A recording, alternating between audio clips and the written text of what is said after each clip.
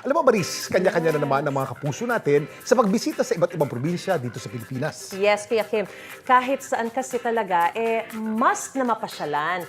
Pero Kuya Kim, hindi na kompleto ang pag-travel kung walang food trip, di ba? Ay, sinabi mo. Naku, yan ang hilig ko, pagkain talaga. Biyaheng Nueva Ecija tayo today para sa pinagmamalaki nilang panghimagas. Yan ang kwentong inalam ni Oscar Oida. Leche flan, maha o cream brulee, panghimagas, merienda o kakanin.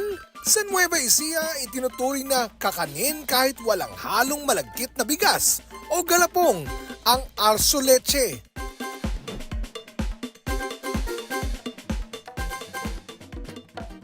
Sa bayan sa Gapan, isa si Clara sa mga gumagawa ng arso leche. Nakasanayan na po dito sa Nueva Ecija. Ibilang sa kakanin dahil ginagamit po siya sa mga dessert po pagka may mga handaan.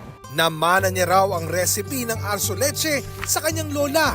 May hahalin tulad daw ang arso leche sa panghimagas na leche flan. Dahil po sa mga ingredients na ginamit dito. Katulad po sa leche flan, gumagamit din po ng egg yolk at gatas po dito sa arso leche. Ang pagkakaiba umano ng arso leche sa leche flan ay ang proseso ng pagluluto nito. Itong arso leche ay niluluto po sa kala na hinahalo continuously, while yung leche flan naman po ay steam or bake.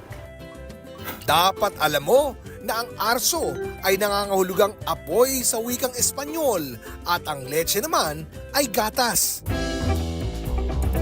Sa kawali, pagsasamahin ng egg yolk o pula ng itlog, tubig na may katas ng dayap, condensed milk at gatas ng kalabaw.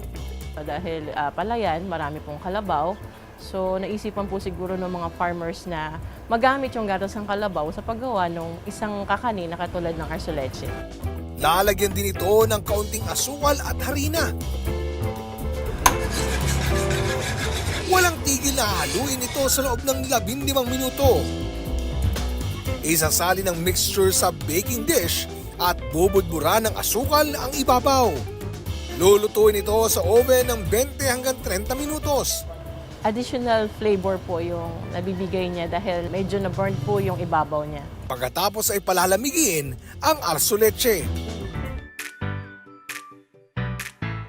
Mabibili ang homemade arso leche sa halagang 150 hanggang 650 pesos.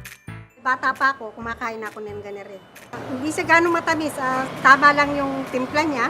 Nalalasahan ko yung dayap, tsaka yung gatas ng kalabaw. Tutuwa po ako na malaman ng iba kung gaano kasarap yung arso leche para po maipagmalaki itong arso leche po ng Nueva Ecija.